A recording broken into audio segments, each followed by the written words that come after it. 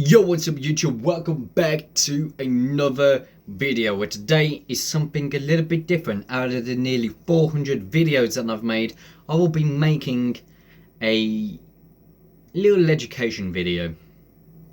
This one is about human anatomy. And who's here to help me? Nobody physically in person is here to help me. I have no friends. Anyway, who is going to help me is the game of Phasmophobia. Just imagine there's just like a magic Phasmophobia floating. You get what I'm trying to say. Just I don't have an editor. I can't afford one. Yeah, I know America can't afford an editor. Fuck you. Listen, I don't think 51 bucks is going to be enough to pay for an editor. They go for at least 100. At least an hour. They go for 100 an hour. There's too many editors that I can't afford. What the fuck is this gonna be? Anyway, so as you may know, well, if you don't know, Phasmophobia is a game about the fear of ghosts. Ooh. And in this game, you can collect bones. How many bones? Hold on, let me just count. 7,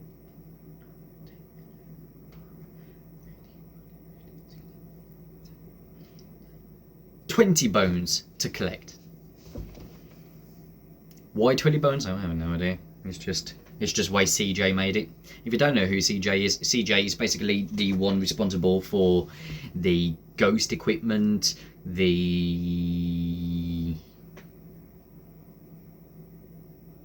I don't know what else he does.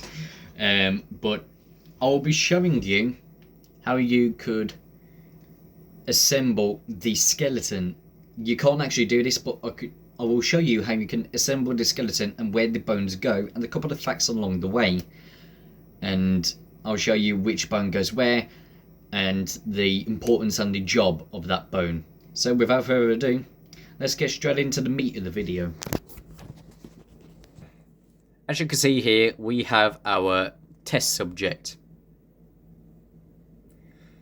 Totally didn't kill them. Yes, anyway, so this is Phasmophobia. As you may see, there's a bunch of 5s and a disco ball. Why is there a bunch of 5s? If you don't know, it is Phasmophobia's 5th birthday, 5-year anniversary, tomorrow actually. So, I'll probably be doing a stream if I can try and get OBS working, because recently OBS has been saying that I don't have the option. I don't have the enable live streams, something like that, enabled on my channel. But which is weird because I've done more than 10 live streams before and it was completely fine. So I don't know what's going up with that. I don't know what's going on with that. But I'll see if I can try and get it fixed about tomorrow. Ah, shit! I just realised. It's gonna have to be a late stream because I can't do anything from 4. Actually, no, I tell a lie. It will be then 5 o'clock because I finish at 2:45 tomorrow. Take that, rest of the class who has to finish at 4:30. I'm not actually gonna do a double middle finger because. Why? Because I'm too lazy. But solely for the reason I have college. Anyway, that doesn't matter. So I'm going to show you the importance of which bone and their job. Which bone goes where on the skeleton, and essentially how to theoretically assemble the Phasmophobia skeleton. And I'll teach you guys a couple of facts along the way. So without further ado, like I said earlier already, let's get straight into the meat of the video. So, we'll take the very first bone right here, the skull. The proper scientific name, which sounds the most British thing aside from bottled water. I should probably say it in the British accent.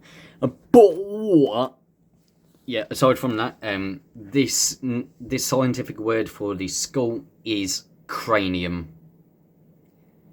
You have no idea how British that sounds, and I'm not sure how I feel about that. But anyway, that will be our starting point. So picture you have a little stand, and then you have how you're going to build the skeleton.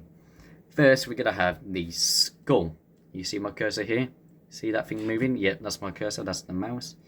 So the skull is the main starting point, which then the bone next to it is the jaw. We'll connect that to the skeleton. The skull's job is responsible for protecting your brain.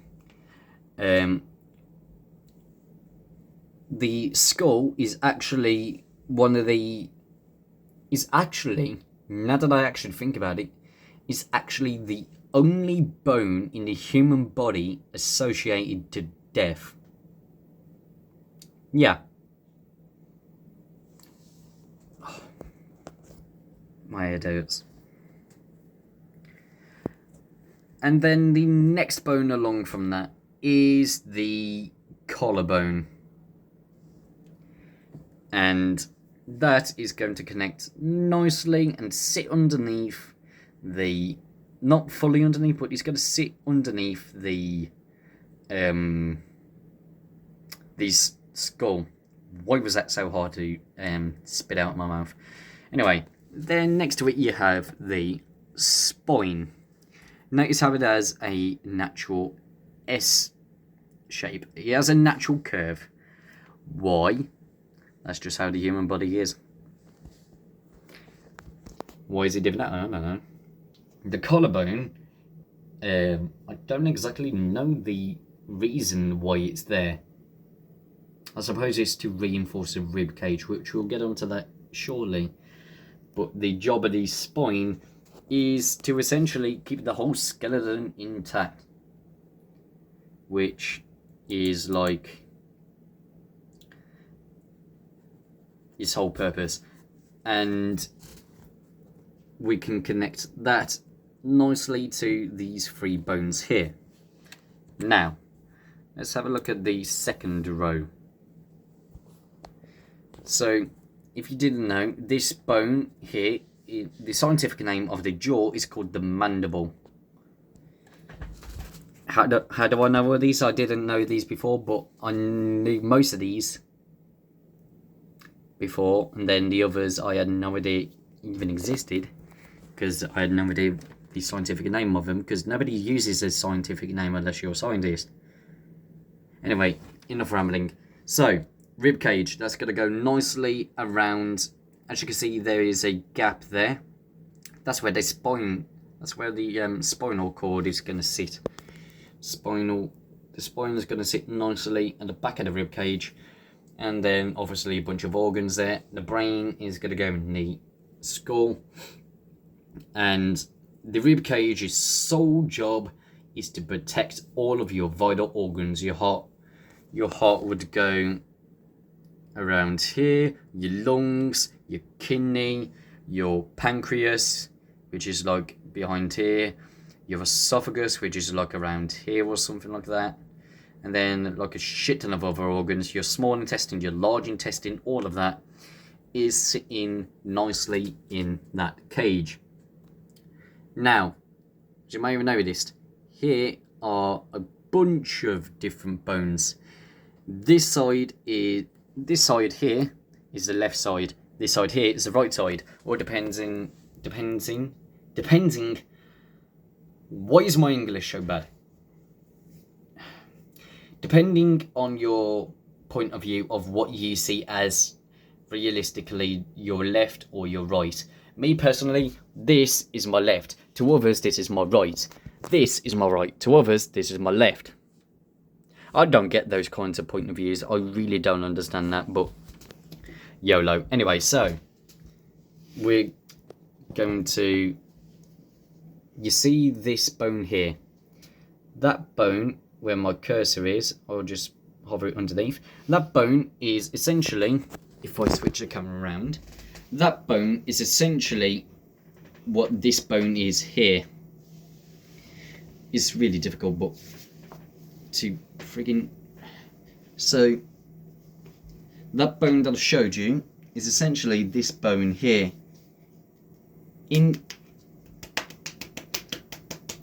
Right now it's all flabbiness, but if I tense up my non-existent muscles, yeah, I know I need to exercise.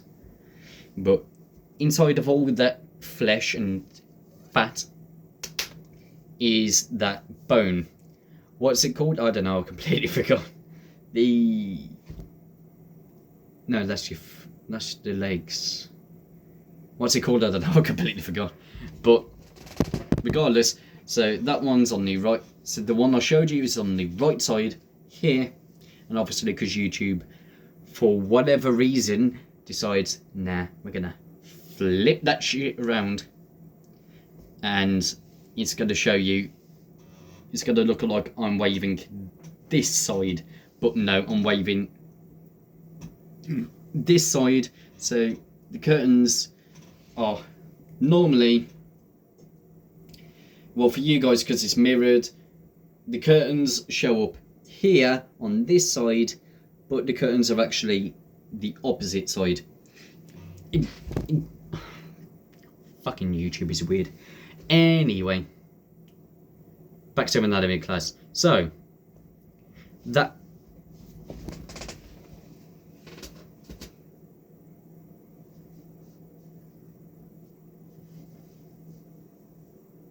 do you mind?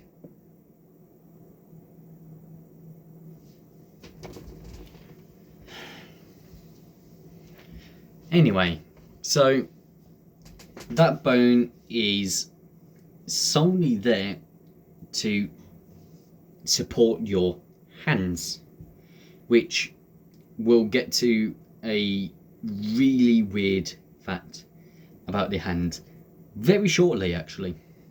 But for now, we move on to the next two bones. These two bones share the same part of your arm. Whoops. Here we go. These two little arms here, these two little arms, these two little bones share the same part of your arm, as well as this one, but this one shares the same literal section. Let me flip the camera around. So it shares this part of your arm here. Now those bones are parallel, so you could do this, you can do this right now if you wanted. As I am speaking, you could do this. So put your hand out straight like this, put your hand out straight. Those two bones are parallel alongside each other. The two bones are parallel alongside each other right there. Go with parallel, nice and straight. The bone's definition of straight is non-existent. There's no such thing as a straight bone. Pretty sure they're all gay. What? No, nothing. Anyway. But now I want you to flip your hand over so it's like that. Now, those two little bones went from nice and parallel, and the bone that is along your thumb side decides, you know what, I want to go this way, and they cross over each other. You can feel this by running your finger firmly along. So put your finger here along your thumb side again, and then bring it over, and then just feel all the way around, and you can feel it cross over. The other bone goes from your pinky side and flips over, and so it literally goes like that. And that's also, the job of that is also to literally support your hand. Now, moving on to the really... No. Shut up. Now moving on to honestly the creepiest fact in my opinion, and I don't like the fact that this is the case, but I could probably actually show you with a flashlight right here. So if I turn off that big light, the next bone is the hand. Now the hand contains many bones, but check this out. If I turn on a flashlight, you may see, as soon as I put it by my palm, yeah, I'll put it here. You can't see the light, ignore that little light, but can you see the light coming through the hand? No. Watch what happens when I move the light further up. You can start to see it. And keep in mind, it's not going for the gaps of my fingers, no. The reason why you're seeing the light, well, the fact is,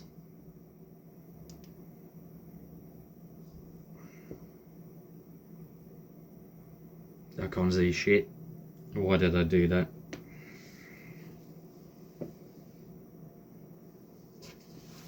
Alexa, use my eyes. Ooh. Oh no. Anyway, so the reason why you can see the light through up this part here, but not that part here, is I want you to do it as I speak. Run your finger along that part there. Can you feel that? It feels lumpy, right? That's because that's where your fingers really start. They don't actually start where the part is here. No, they actually start where the little lumps are. So your fingers are actually longer than they look.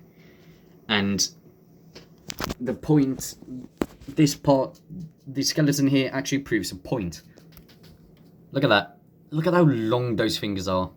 With all the flesh and skin, if this was me, picture I'm dead, picture you're assembling my body like a friggin' Lego piece.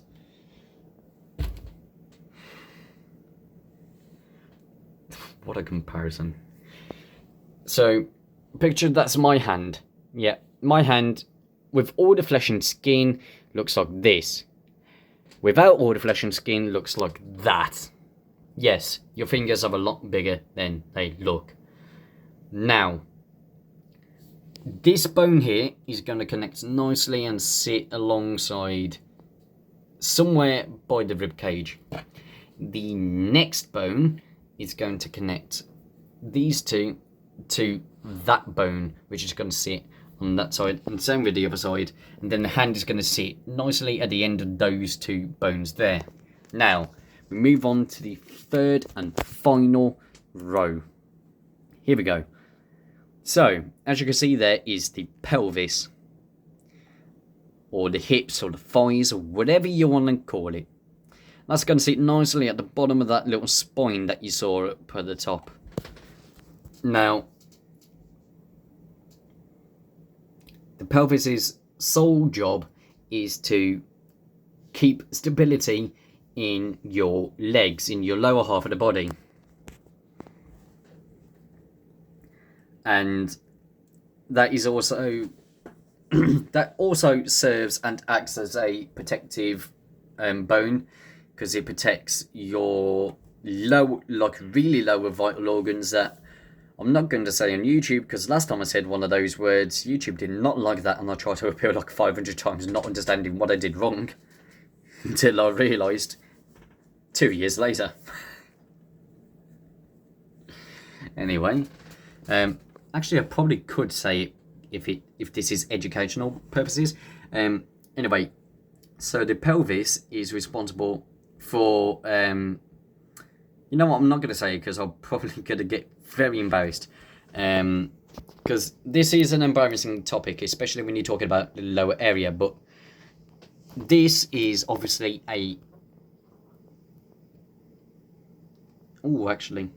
this is a male skeleton. This is a male pelvis, I believe. The female one is a lot wider than that one. But this one is where basically your reproductive organs are. is as far as I'm going to say where your reproductive organs are and a few other things. Now, that's going to sit nicely at the bottom of the spinal cord, as I said already, but then we move on to, you see these two little bones here? This bone here and that bone there, that is the those are the two largest bones in the body. The two largest bones. The spine doesn't count because that's multiple different bones put into one segment. Those are, no, not the calves, because that's the, I believe that's called your,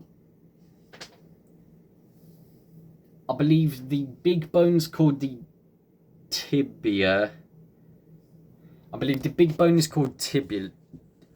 Jesus. I believe the big bone is called a tibia.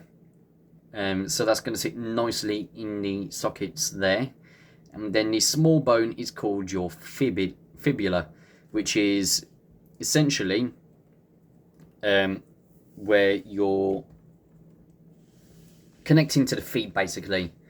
And that is to help structure from the pelvis to the feet. And the same goes for the fibula, which helps support the tibia, and the pelvis to support the feet. Now we move on to the feet. The feet has a lot more bones than you realise. The feet has a stupid amount of bones just in the feet alone. I'm going to have to search this one up because there was a really weird fact that there was a lot of bones per foot. One moment.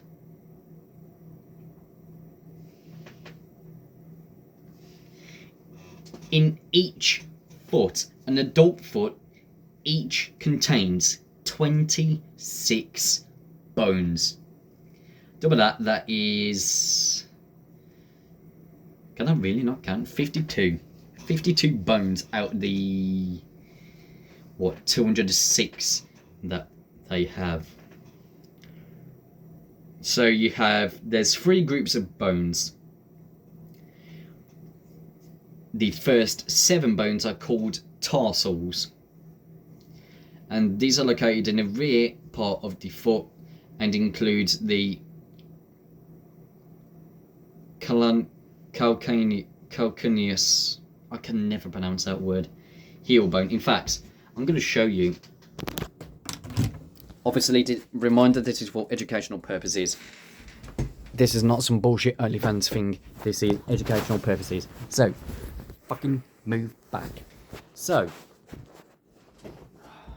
that is not low enough to show you. Oh, right. This is going to be awkward, but it's worth it for education. For education, YouTube, for education. What is this? Motherfucker. Just be normal. Yeah, I know. I must have been phoned to be normal. Not that that's ever going to happen. Anyway, now that I've got a pretty basic setup, I can show you exactly how and where the bones are located. So, the tarsal bones, the 7 bones, are located in the rear part of the foot, aka where the heel is. So where your heel is here is where the tarsals are, right here. And the ankle bones as well, which are called the talus. And other bones like the navicular, cuboid, and the 3 cuneiforms. And no, when I say cuboid, I don't actually mean the mathematical shape. The 3 cuneiforms? I don't know how to pronounce that, but anyway, you get the point. So, so yeah, you have the pelvis around here. Then you have the tibia, I believe, fibula. Then you have the tarsals here, and then you have the next. Then you have 5 bones. These are called the metatarsals, and these are located in the middle of the foot. So basically around here, this part here, the nice and fleshy part of your foot. If you're a foot fetish, get a life. If you are not a fan of feet, I should have told you before I actually showed you, but click away from the video or skip to the next part or whatever. But then you have, which is located in the middle of the foot, these form in the arc here. As you may have noticed, your foot has a arc shape there, right there. Your foot has an arc shape. These form the arc and connect the tarsals to the toes. And then finally we have a grand total of 14 bones called the phalanges. I still don't know how to pronounce that one. Friggin' Latin names, I'll tell you. These are the bones of the toes, which each toe having 3 phalanges except for the big toe, which has only 2. Now, as you may have counted, 3, 6, 9, 12, 14. Never mind, I thought I was I am stupid. I'm stupid. Anyway, so your pinky toe has 3 phalanges, 3 small little bones, and so does, I don't even know what to call, I don't even know, so your pinky toe, your big toe, I don't even know what to call these 3. I don't even know what to call these 3 feet, toes, but whatever. And then, so these guys here have 3. Fuck. These bones here, motherfucker. These toes here have 3 phalanges, have 3 bones. This big toe, for whatever fucking reason, said, nah, I'm rocking with 2. And so this one has 2. And it's the same on the other side. So that's your 52 bones in the feet alone. Now my leg hurts. Anyway, now that I'm done with that, I can get back to educational purposes. So, those will connect nicely to the fibula. And once you slap all of those bones onto the stand, now obviously there's a shit ton more. This is 20 out of 206. And when you're a child, you have upwards of over 300. You have upwards of over 300 bones as a baby, despite the fact your skull literally not being fully sealed. Yeah, as a baby, your skull is not fully sealed, which is why they always say, don't drop the baby.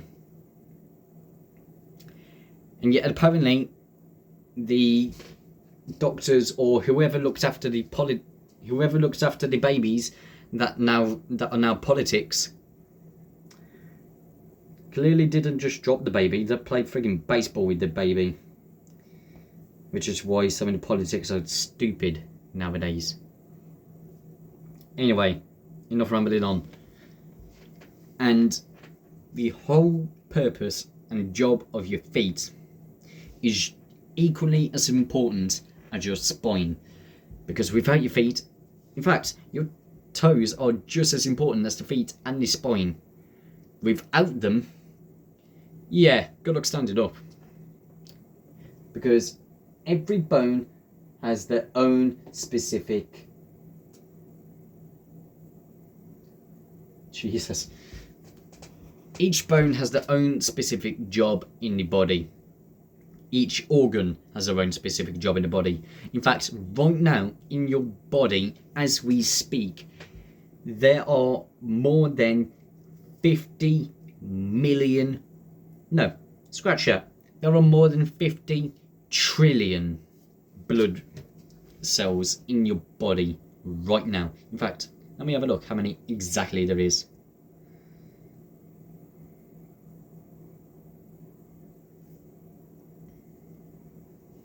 Yeah, so I was about right.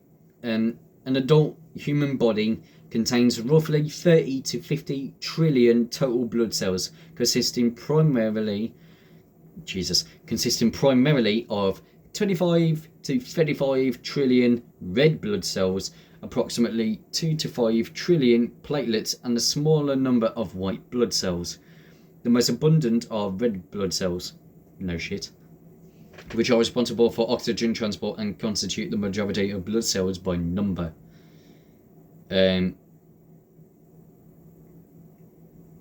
Each blood cell has a lifespan of 120 days. So your body, without you even knowing it, is right now actively pumping blood through your whole body. Your whole body is replacing dying blood cells. When you get a cut, your body is actively trying to seal that wound and make it look back to normal. And I don't know whether you guys have probably had, I'll say probably, that you guys have definitely once in your life, at least once, have had a scab. And that is dried blood, which basically forms like, picture like a construction site. In fact, a more better analogy is picture Chernobyl. The disaster zone is where you scrape your knee, where you had a cut in your knee, or whatever you've done to get yourself a scab. That is the disaster zone. The huge giant concrete hanger shaped barrier is the protection to stop infection getting in and to stop more chaos coming out. That scab that forms is what basically that concrete protection is, to stop infection getting in and to stop chaos getting out. Essentially, it's like a construction site, and then once it's done, basically it's a much more efficient and quicker version of Chernobyl. I'm not sorry. The Soviet scientists who did it, they deserve it. They shouldn't learn not to mess with fire. They mess with fire, they fuck around, they find out. Not my problem. That's probably the main reason why they started to collapse. Anyway, so by the time that scrape, whatever has fully sealed, that's when you start to notice these scabs start to turn loose and fall off.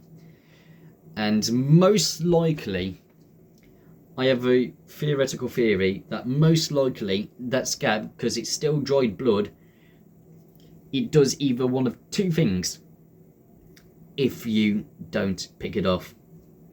It does either one of two things. It either one gets absorbed back into the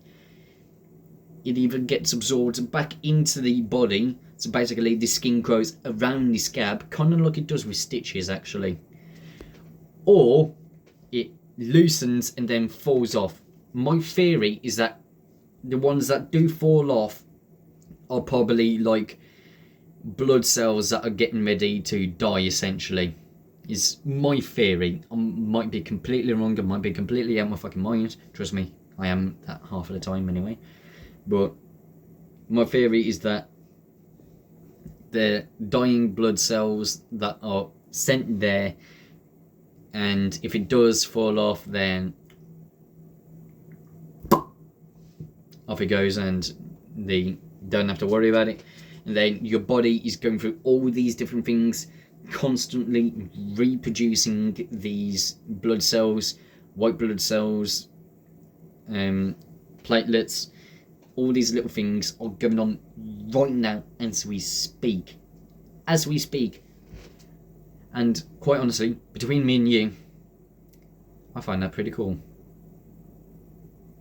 It's amazing what the human body can do, actually. And once you get into the really deep scientific details, I'm talking top of the notch Harvard's level human anatomy and biology. And once you find out all of these things, you'll really find out how amazing the human body is. And yet, despite the fact all of these amazing things, all it takes is one disturbance, and oh no, I can't do that anymore. Like, it's amazing, all this human body that we have, just all of these things, and yet all of that, I apologise for that. Now, where was I? Fucking lost where I was. And yet, so you have everything that this human body does, and yet all it takes is one tiny disturbance. Something as small as a vaccine needle. Something as small as a needle. Yeah, have you ever had a vaccine shot? There's a reason why they put the swabs there, to stop bleeding. Now trust me, I've seen Vietnam style level of bleeding coming from injections. Ugh. And despite this, and despite all this, we still get on with it like nothing ever happened. So just think for a moment. Your whole human body is working constantly, 24/7 around the clock, to keep your dumbass alive. And trust me, I don't know why my human body even bothers, because quite frankly I'm too stupid to be kept alive, honestly. And so despite all this,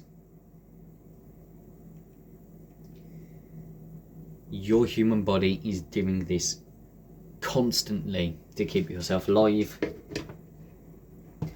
And the best part is, you don't even need to pay them. Well, money. You still need to pay them in the sense that you need to feed the body, you need to hydrate the body, you need to clean it, you need to care for it. But in reality, when you think about it, that ask from the body is a very small price to pay for what it does for us. So just take a moment and just appreciate how Mother Nature ran its course. Just think, many years ago, we were fucking atomic sizes. We were atomic sizes down at the bottom of the ocean somewhere. I don't even know where the fuck we were. We were down at the bottom of the ocean somewhere, eating essentially hot chemical soup from raining asteroids from above, or meteors, or whatever you want to call it. I can never tell the difference between any of them. And yet, we came from that to what we are now.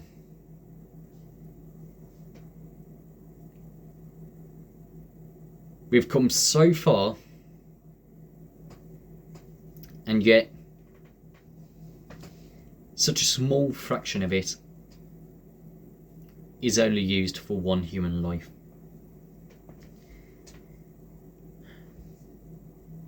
So just take a moment to truly appreciate Mother Nature and the body.